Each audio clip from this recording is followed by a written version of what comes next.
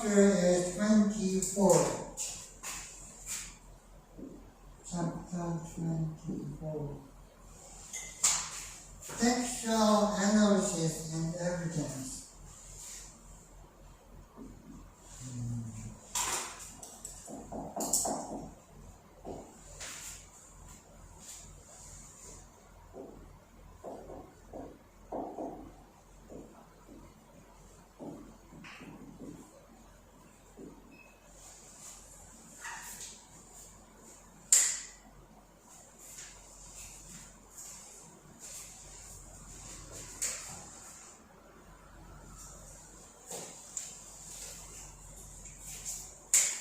But first, when we read the non-fiction, we should do the analysis. And of course, that is very important to analyze with evidence. So, that is objective analysis.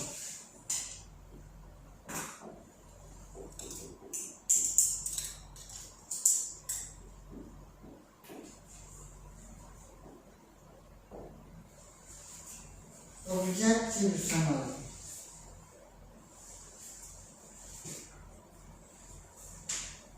This is the analysis.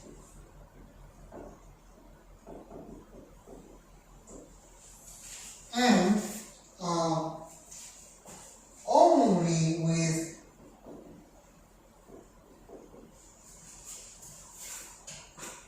facts.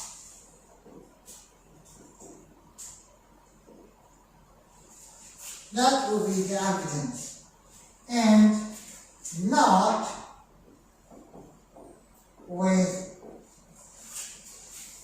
opinions.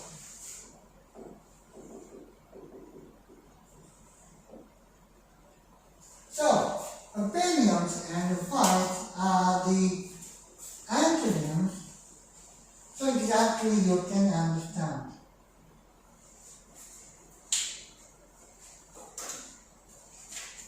This is the beginning.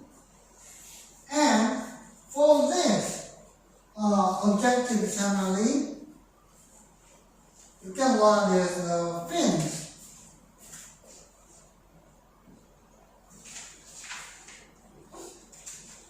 Yes, fins. Depends on for the advanced fact check. And that the part really okay or not. And then the gathering of holding fact has part, then important. What is important fact? Important facts only selected.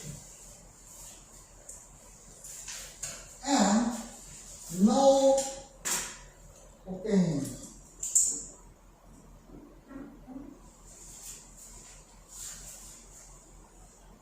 Then last one is the sequence of facts.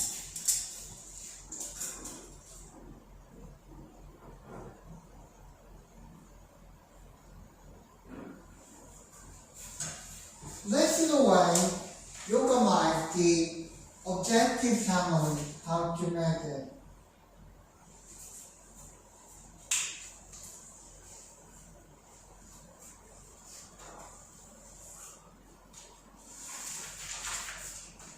And now, here's an example of the story of my life that Helen Keller.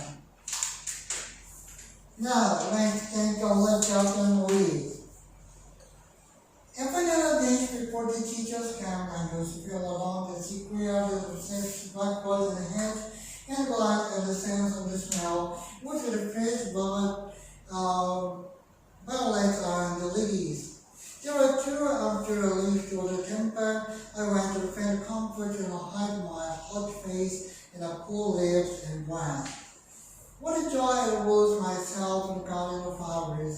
I wandered happily from the hot spot to spot, until coming suddenly upon a beautiful vine, I recognize the body's beliefs and blossoms, and I know this response by buying and which covered the temple down the summer house as the father of the garden. He also liked traveling the kind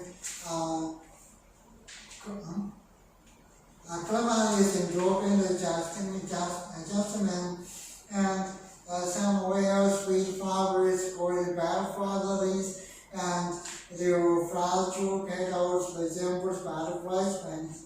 But roses, they were loveliest of all. Never have was found the gardener's house and thought of this house heard satisfying roses. As the plumbing roses in my garden's home, then they used to hang on the long fat rooms from the pots, filling the whole air with their fragile fragrance until by the early smile. Then among every morning the whistle dew, they felt so soft, so pure. Yet could not help one when they did not resemble the asphodels of the God's garden. Here you can see it is the marked 1 to 4 points of the marked place will be the opinion, but this is the Helen's opinion. So that will be the objective then implicit. Then you can see this one of that. Just because a piece of non-fiction does not mean that there's no opinions included. Helen Keller's against refer out her opinions. Then when we had a paraphrase, it's okay to state your opinions as long as we said of her at all. The fact that one choice love the roses, to home the more than any other master fun. We just need to avoid adding our own options, the opinions, and our reign under Judge summary. So, to paraphrase,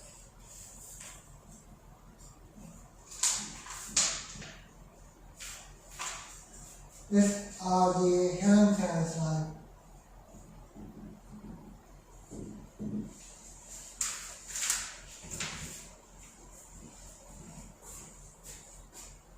Then, what she said, okay, what we think not good.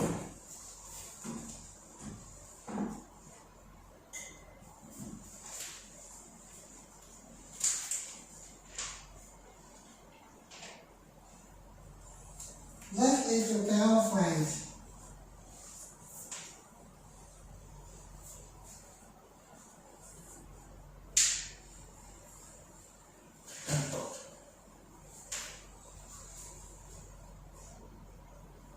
Next page 306, then example. Paraphrase that is not objective is the only love the world is in a child was born and any other was profound, but I think that we proceed on experience always best guidance of all. But I think this is an opinion. That is not true. Then another example is one, the paraphrase. Helen Keller used to work in guidance from her home and she described how she loved. This is exactly what she said. That is the occasion of the paraphrasing line. That is analysis. Next one, that's evidence and non-fiction text. That's evidence.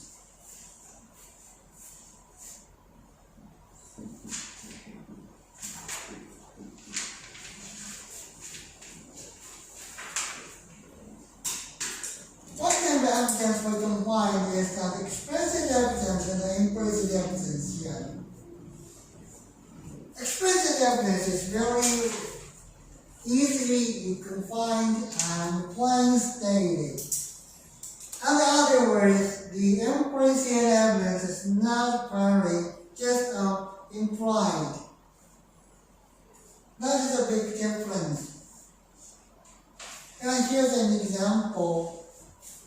An explicit evidence example is 1306. Someone knew the article recorded as saying, "I don't like dogs." This person explicitly says that he or she does not like dogs. We can claim that.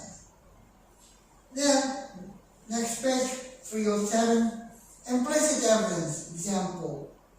Someone writes an essay that they have always avoided height. Always avoided height.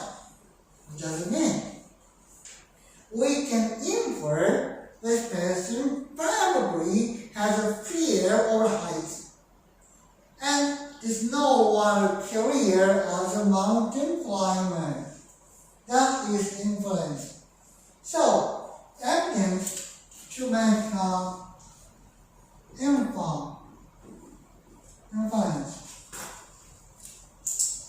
Then, explicit and implicit. I put in the chart. There will be already. Unexplained, plainly stated.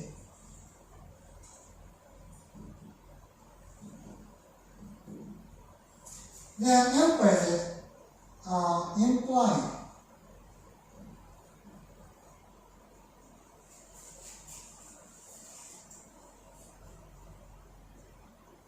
Okay?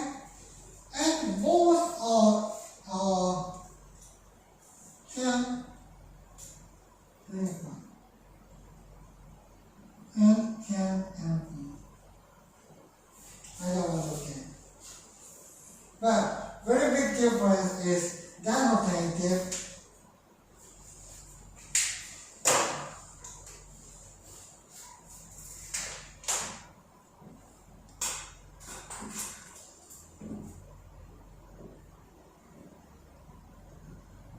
and connotative.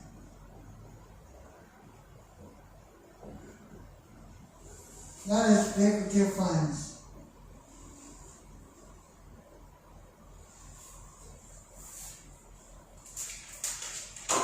As an example of denotative, you would know your friend spent an afternoon painting because you sat with her and watched while she painted. The conclusion, your friend spent the afternoon painting. And the right one. Example, your figure, your friend spent the afternoon painting because you saw the paint on a hand and clothes while you went out in the evening. Inference, your friend probably spent all the afternoon painting. Others are simply understand the difference in the explicit and implicit. Okay, now let's go on to the next page. Here's an evidence in a non-fiction text. Here's a story about the sailing along aloud. The word, the Joshua Solomon. Read. Sunbreak was greatly interested in the voyage, and after giving their tracks, he put on board bags and biscuits and a large quantity of smoked venison. He declared that my bread, which was originally the sea biscuits and easily broken, was not nutritious as his, which has heard that I could break it only with a stout log from Noah. Then he gave me from his own sloop the compass, which was simply better than mine, and offered the armband or mainsail for me if I would accept it. Last of all, the large-headed man brought out the bottle of the Puritan God's dust from their place, worried I've been cast and begged me to help myself from it. For years farther along on the voyage. So, here's a story about the voyage, and that is the farboard, and sometimes there's several things in hard, and one is the importance of this passenger captain. Okay, next page 309. Here we can see the explicit evidence and implicit evidence. What are the explicit evidence here? What does the text clearly state? Here are 6. 1. Sunbreak gave a sotcam, tux, biscuits, and venison. Yeah? That's right, so. Then number 2. Sunbreak thought his beard was more nutritious than sotcam's. That's right, okay? Number 3. Sunbreak gave sotcam a compass. Number 4. Sotcam thought the Sunbreak compass was better than his. Number 5. Sotcam offered to help to remove the Sotcam's mainsail. Number 6. Sunbreak offered the Sotcam got dust. These are the evidence very clearly stated. Then, what are the implicit evidence here? What concludes that we can draw from the text? Here's the evidence 1, 2, 3. For this implication we can do. The evidence. Sunbreak gave Sotcam many things. Implication. Sunbreak was generous. Maybe generous. Then, here's the evidence. Sunbreak thinks his brain and his compass were better. Then implication, Sunbreak thinks he knows more than Sotcam. Number 3. Evidence. Sotcam called Sunbreak large-hearted.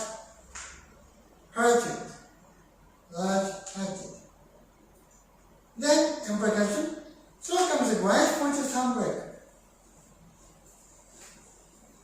Evidence number 4. The Sotcam says his beard is easy to wear. So, Sunbreak's hot. Then implication, Sotcam disagrees that Sunbreak word is better. Maybe. Then here, next page, 310. The best evidence.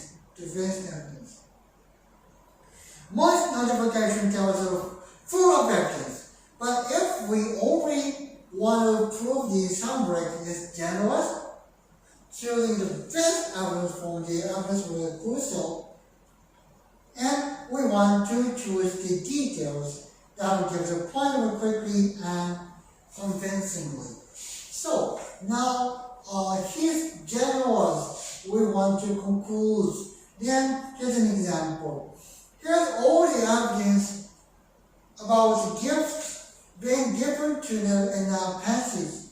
Sunbreak gives or offers these Sotcam, tax, biscuits, venison, compass, help with the cell, got that.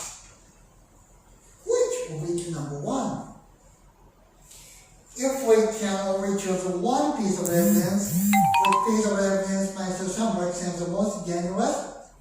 What we choose as best evidence for the update? Gold dust is way more precious than the hard biscuit. So we might choose the gold dust. However, compass could be even more useful for the sailor than the gold dust. But maybe we find out that also loves meat and was very hungry. Then the venison over the really generous gift. Any of these choices might work, but it's unlikely that tracks or biscuits. will be the best choice for the case. So it depends on the situation. Here you can see this picture. There's a shutdown and so people, the sunbreak, are really happy to have their venison because they are very, very hungry. And situations and the info we can do is the evidence. Then we can conclude. Okay? That's all for the explanation of the evidence we can find. Now, we are going to do the check the knowledge.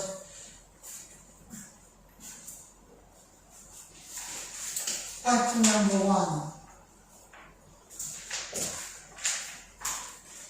A huge sign outside a clothing store says, sale. You deduce that all the shoes are on sale. Do you know this form explicit or implicit?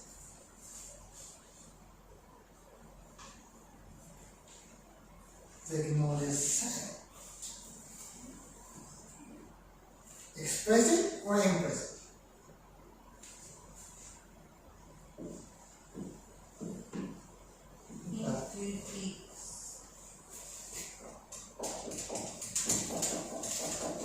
Explicit. Clearly, I think this one.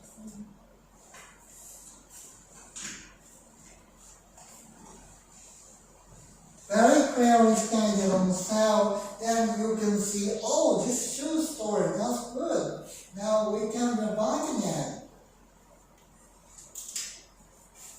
Question number 2. True or false? You can search for the evidence in a non-fiction text, but not in fiction, because they are imaginary. True or false?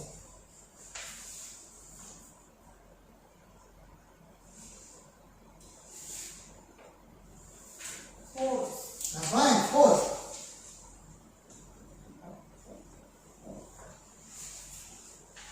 You can do this. Number 3. True or false? Implicit evidence is evidence that is stated clearly in the text. False. False. Right. That is only implied. Number 4. Define inference.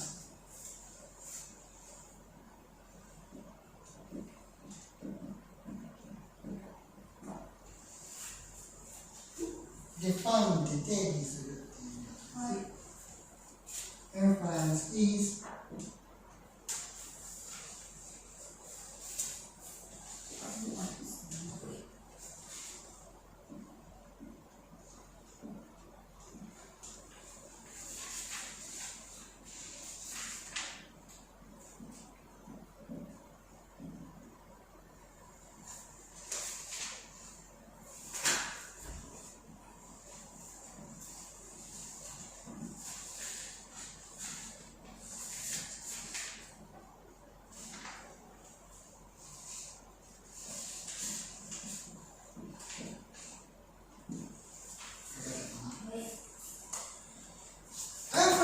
to deduce something based on evidence.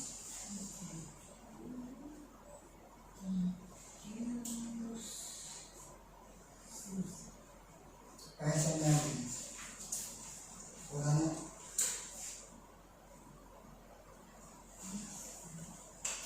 Ulangan apa? Tama.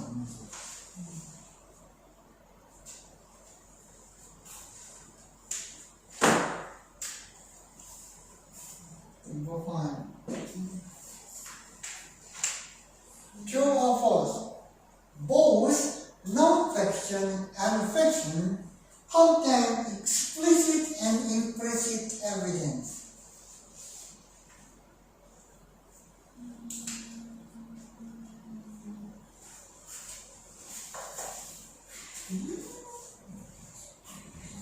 Both have both.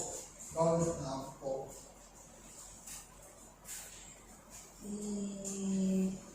True. True, that's right. Both have both, of course. Question number 6. True or false? An objective summary should not contain anyone's opinions. False. False, very good. Should not contain our opinions, but their opinions, okay. Question number 7. True or false? An objective summary should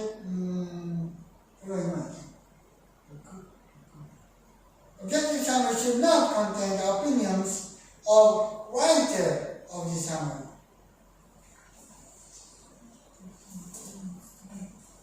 True. True, that's fine. And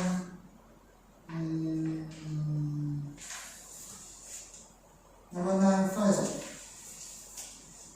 True or false? You can implicit evidence to draw an inference. You can implicit evidence to draw an inference. True. True, that's right. Then, now we have 2 more questions, number 8 and number 10.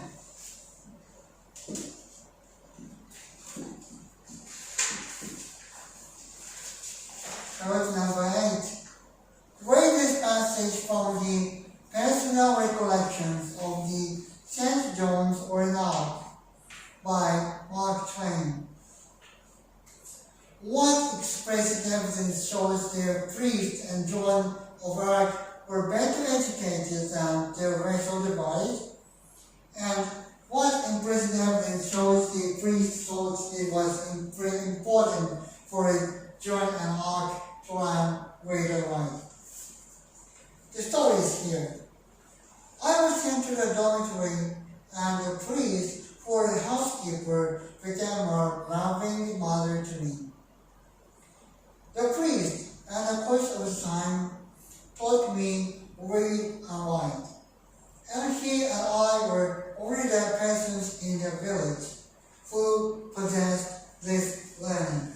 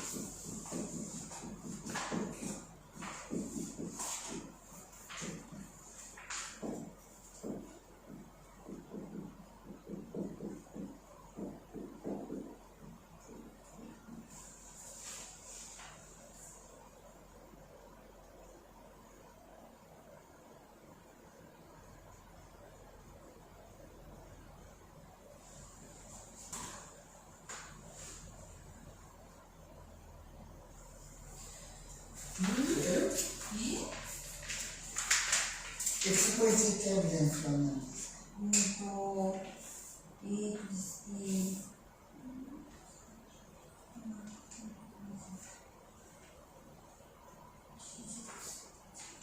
Explicit that shows the priest and John are better educated.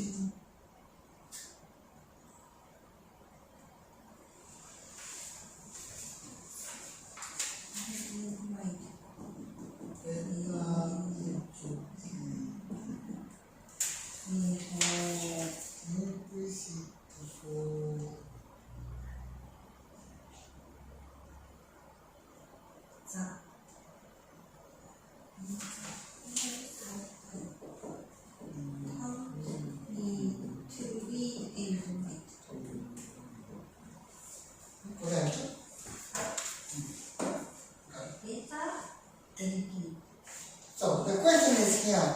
Then, what is explicit evidence? That's what the priest and John were better educated than rest of the Pharisees.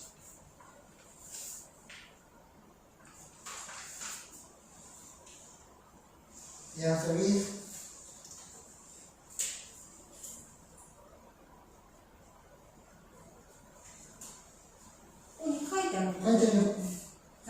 explicit だね。In the course of time, taught me to lead in life.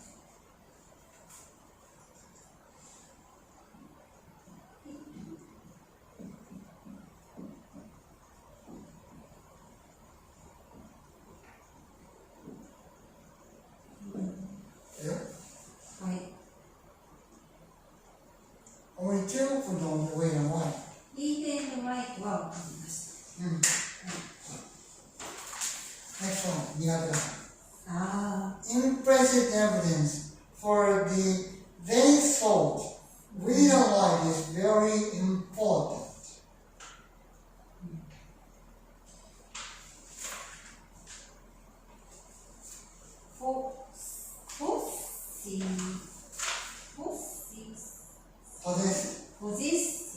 Possess this learning. Possess means have.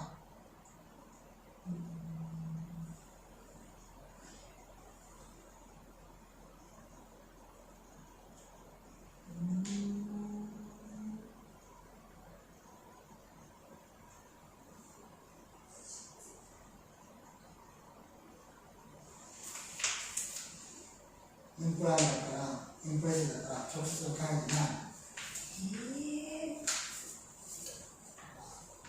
そしたから多分。書いてないんですよ。わかんないですよね。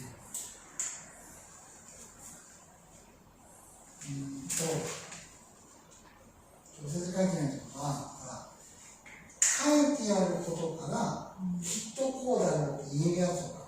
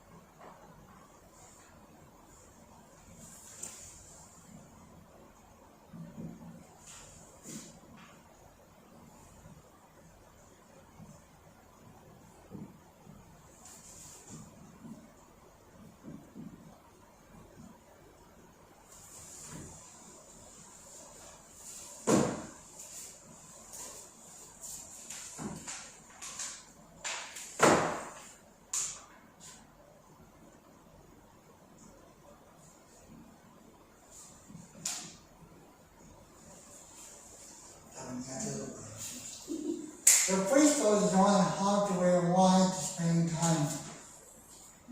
読み書きを教えて、一日2日できない。めっちゃ時間かけて。プリストは布教するのが一番です。勉強する。仕事じゃない。薬で。聖書で教えるんです。読み書き。いや、そんなの勝手に覚えてくれよ。そう、大事だから。Last question, number 10.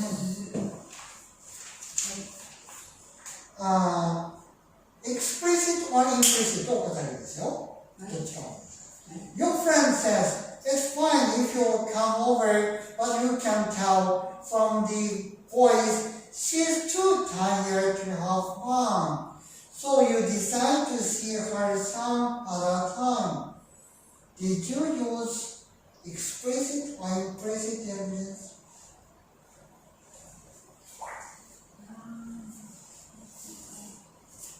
Decide to see some other time.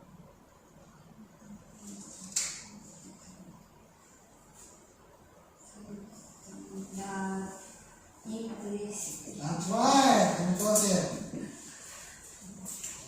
good, not